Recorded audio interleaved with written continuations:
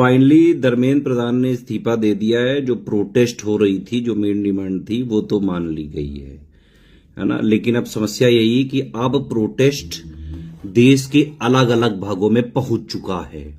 अब छात्र ये समझ चुके हैं कि अगर वो एक साथ यूनाइटेड हो जाएं, बिना धर्म के, बिना जाति के, सिर्फ शिक्षा के मुद्दे के लिए, तो कुछ भी हो सकता है।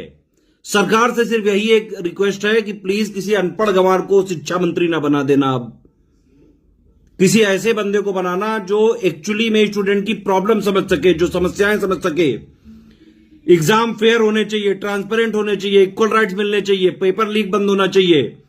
जो वैकेंसी लगातार आप नहीं निकाल रहे हो, वैकेंसी निकालिए, आप कैलेंडर निकालिए, उसको फॉलो करिए। जो भ्रष्टाचार कर रहे हो, बेमानी से कर रहे हो, क्वेश्चन गलत बना रहे हो, मॉडिफाइड आंसर की नहीं दे रहे हो, कॉपी नहीं दिखा रहे हो, कॉपी बदल दे रहे हो, एआई से कॉपी चेक कर रहे हो, ये छोटे छोटे मुद्दे हैं स्टेट के, एसएससी के, वनडे के।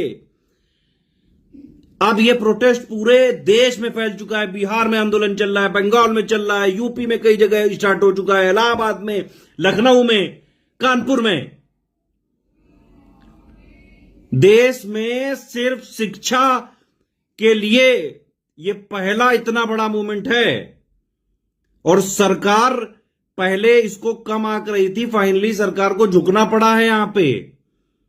बस यही है भाई कि अब कोई फिर से कोई दूसरा इनकॉम्पिटेंट या फिर बिना पढ़ा लिखा आदमी शिक्षा मंत्री नहीं बनना चाहिए।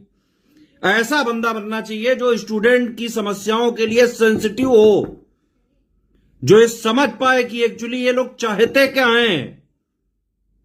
सरकार की यही समस्या है कि ये आपस में विपक्षी पार्टियों से बात कर लोगे, राहुल गांधी से बात कर लोगे, अखिलेश से बात कर लोगे, उनसे बात करके क्या होगा।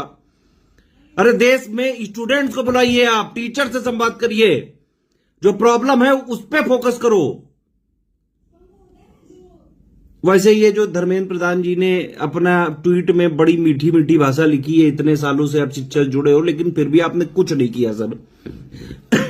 लिटरली आपको सबसे नकारा शिक्षा मंत्री के रूप में याद किया जाएगा। कोई अच्छा काम आपने कभी भी नहीं किया है। पेपर आप जो है, आपका एक मैंने बयान सुना कि जो राष्ट्रपति की पोती है और जो जनरल आदमी की पोती है उसकी शिक्षा समान नहीं होनी चाहिए। क्यों नहीं समान होनी चाहिए? तुम्हारे बच्चों में और गरीब के बच्चों में कोई अलग अलग होता है क्या? गुण खून अलग अलग हो जाता है क्या? अगर तुम लोग को यही नहीं समझ है कि भाई सब इंसान बराबर हैं, लानत है तुम लोगों पे यार।